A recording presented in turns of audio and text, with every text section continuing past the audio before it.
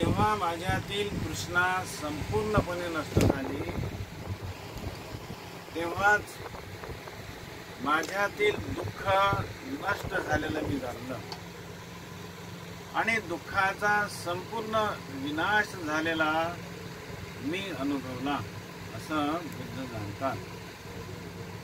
आणि आपल्या जीवनामध्ये जेव्हा त्यांनी असे दुःखमुक्त अवस्था प्राप्त केली, तेव्हा त्यांनी हेही जाणलं की तृष्णेच्या मुळे माझ्यामध्ये तृष्णा होती म्हणून मी वारंवार जन्माला येत होतो.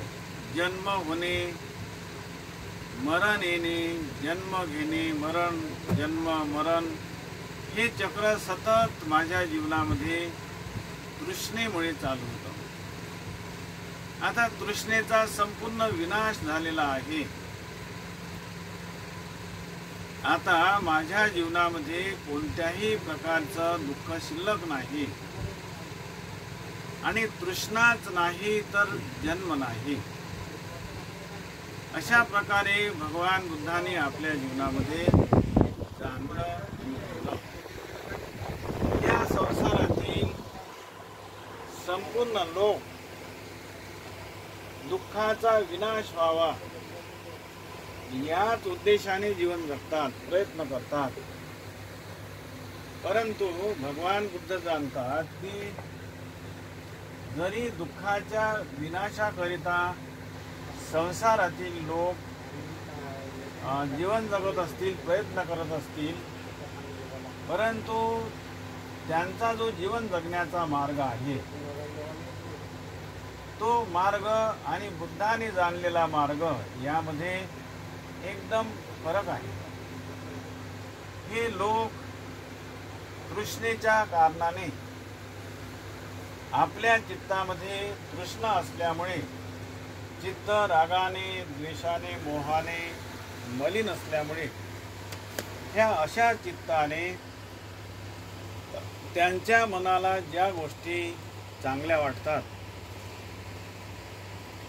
ज्या गोष्टी परत परत कराव्याशा वाटतात, आवडतात, त्यामध्येच त्यांचं मन लागून राहते. कधी चित्तामध्ये हत्या करण्याचा विचार येतो,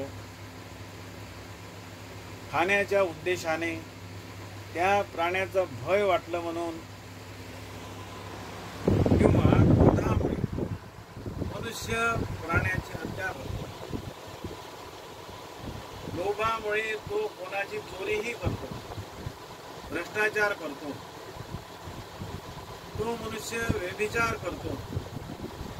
व्यभिचार करताना त्याला किती आनंद वाटतो, चोरी करताना त्याला किती आनंद वाटतो. भगवान बुद्ध म्हणतात हे मलिन चित्त, हे दूषित चित्त, या चित्ताचा आनंद, त्या चित्ताला ज्या गोष्टी चांगल्या वाटतात त्यामध्येच आहे. मनुष्य नशाही करतो, तेव्हा नशा करतानाही त्याला आनंद वाटतो. आणि आपल्या जीवनामध्ये त्याला कोणी वाईट म्हणू नये, त्या मनुष्याला कोणी असं म्हणू नये की हा वाईट आहे म्हणून. हा मनुष्य पाप कर्म करतो, हा मनुष्य त्रासदायक आहे असं कोणी म्हणू नये. म्हणून तो खोटा बोलतो. आपल्या आई वडिलाशी मुलगा खोटा बोलतो, कारण तो मार्ग सोडून सील ओढून मागत असतो. आई सोबत वडील खोटं बोलतात, वडिलांसोबत आई खोटी बोलते. कारण जर खरं बोललं तर त्या मनुष्याला वाईट वाटेल. समजा वडिलाने व्यभिचार केला आणि विचारलं की का हो तुम्ही काय करत होते, कुठे गेले होते, तर तो ते सांगत नाही, की तो दुसरंच काहीतरी सांगतो. आणि त्याने जर सांगितलं की मी एखाद्या स्त्रीसोबत व्यभिचार केला, तर ती घरातली स्त्री निघून जाईल. म्हणून तो खोटा बोलतो. आई वडिलांच्या पुढे आपले मुलं, त्यांचे मुलं हे खोटं का बोलतात? कारण आई वडिलांनी आम्हाला वाईट म्हणू नये, आमचे मुलं किती चांगले आहेत असं म्हणावं, ते खोटे बोलतात. भगवान बुद्ध म्हणतात, शील तोडून वागणारा कोणीही मनुष्य त्याला मी शील तोडून वागतो असं लोकांना दाखवायचं नाही, आणि तो सांगतही नाही कोणाला. तो सांगतो ते खोटं बोलून सांगतो की मी म्हणजे लोकांच्या पुढे सांगतो, दाखवतो की मी किती चांगला आहे. परंतु भगवान बुद्ध म्हणतात की परिणाम, आपण केलेल्या कर्मांचा परिणाम, आपण जे प्रयत्न करतो सुखी होण्यासाठी, म्हणजे काहीतरी कर्म करतो, कायाचे, वाचेचे, मनाचे, त्याचे परिणाम आपल्या जीवनामध्ये येतातच, ते सुटत नाही. आणि भगवान बुद्ध हेही सांगतात की मनुष्य जीवनामध्ये जे करतो त्याचे परिणाम सुटत नाही, कोणाला सुटत नाही. तो शीलवान आहे, शील पालन करणारा आहे, तो बुद्धामध्ये, धम्मामध्ये, संघामध्ये श्रद्धा ठेवणारा आहे, तो रोज बुद्ध धम्म संघाच्या गुणांचं स्मरण करतो, आणि तो हे जाणतो, पाहतो की मी कोणत्या शीलाचं भंग केलेलं आहे. तो 5 शील चांगल्या प्रकारे पालन करतो. असा शीलवान मनुष्य आपल्या शीलाच्या कारणाने तो सुखी होत जातो. त्याच्या जीवनामध्ये तो जाणतो, प्रत्यक्षात अनुभवतो की मी अमुक शील पालन करतो, मी बुद्ध धम्म संघाच्या गुणांचं स्मरण करतो, मी माझ्या जीवनामध्ये दान करतो, पुण्य करतो, ध्यान समाधीचा अभ्यास करतो. तो उपोषक पालनही करत असतो. आणि शीलवान मनुष्य जेव्हा झोपी जातो तेव्हा तो शीलाच्या कारणाने जागरूक असतो. तो एकदाच आहार घेणारा असतो दुपारी, संध्याकाळी तो आहार घेत नाही, आणि त्या शीलाच्या कारणाने त्याचं चित्त जागरूक राहते. ह्या जागृत चित्ताने, या शीलामध्ये प्रतिष्ठित असलेल्या चित्ताने त्याला जे काही स्वप्नात दिसते तो पाहतो. तो 2 वेळा त्याचा अनुभव करतो, रात्रीही पाहतो आणि दिवसाही त्याचा अनुभव करतो. त्याला असं वाटते की मी आधीच ही गोष्ट पाहिलेली आहे, मी आधीच ही गोष्ट जाणलेली आहे, त्याला असं वाटते. आणि शील, भगवान बुद्धाने हेही सांगितलेलं आहे, कोणी सांगतो त्यावर विश्वास केल्यापेक्षा प्रत्यक्षात आपण जे पाहतो, म्हणजे शीलवान मनुष्याचे स्वप्न, हे दिवस निघत असताना जे स्वप्न पडते, ते स्वप्न त्याच्या शीलाच्या कारणाने त्याचं चित्त स्थिर असते, आणि तो पाहतो रे काय होणार. प्रत्यक्षात त्याला तो सकाळी पाहतो आणि दिवसात त्याचा अनुभव करतो. अशा प्रकारे आपण पाहतो. कधी त्याला गढूळ पाणी दिसते, नदीचं वाहत येणारं गढूळ पूर, मग नंतर शुद्ध होताना दिसते तेच पाणी, आणि तो अनुभवतो की माझ्या जीवनात गंभीर परिस्थिती आली होती, आता शुद्ध म्हणजे ते निवडत आहे, चांगलं होत आहे, चांगलं वातावरण येत आहे. परंतु त्याचा अनुभव, त्याने पाहिलेलं आणि प्रत्यक्षात अनुभवलेलं, मग ती गोष्ट तो म्हणतो की असं दिसलं तेव्हा माझ्या जीवनात असं सुख आलं, असं दुःख नष्ट झालं, हे जाणतो. आणि भगवान बुद्ध म्हणतात की मनुष्य हा ज्या ज्या गोष्टीचा अनुभव करतो, पाहतो, जाणतो आणि तो शिकतो, त्यापासूनच शिकतो की मी अमुक शील पालन केल्यामुळे माझ्या जीवनात अशा प्रकारचं सुख मला अनुभवता आलं, अशा प्रकारचं दुःख नष्ट झालं, असा तो अनुभवतो. तर बुद्धाने आपल्याला आपल्या जीवनामध्ये शीलाचं महत्त्व सांगितलं, आपल्या जीवनामध्ये धम्माचं महत्त्व सांगितलं. हे ध्यान यासाठी आहे की राग चित्तातला नष्ट व्हावा, द्वेष नष्ट व्हावा, मोह नष्ट व्हावा, यासाठी म्हणून तो ध्यानाचा अभ्यास करतो आणि शील विशुद्धी करतो, आणि त्या मनुष्याला ध्यान समाधीचा अभ्यास करता येतो.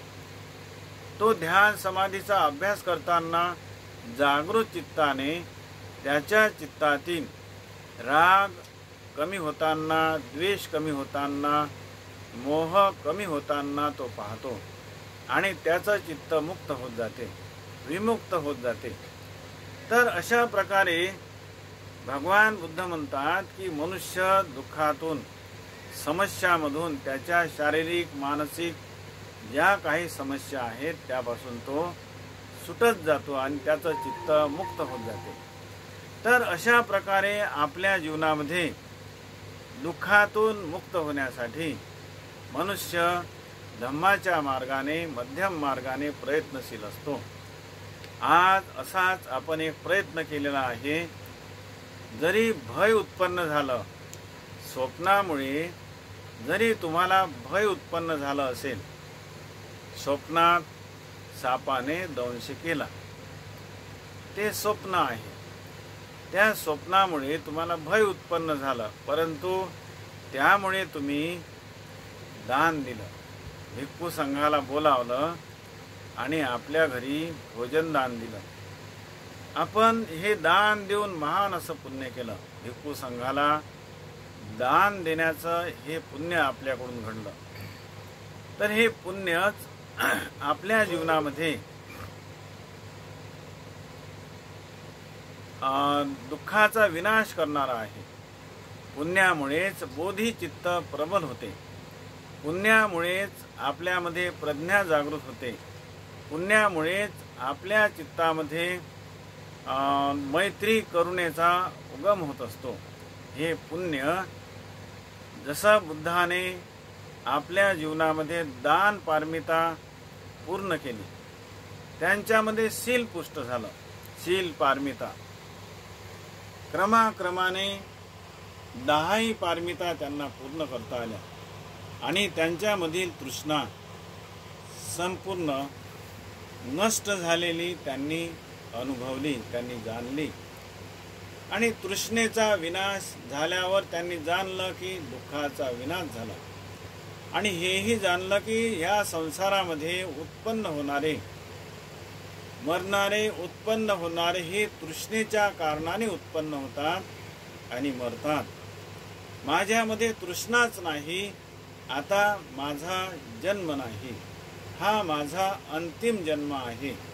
अशा प्रकारे बुद्धाने जाणलं आणि या संसारातील लोकांना त्यांनी हेच सांगितलं की ह्या संपूर्ण उत्पन्न होणाऱ्या मानवाला तृष्णेचा विनाश करायचा आहे.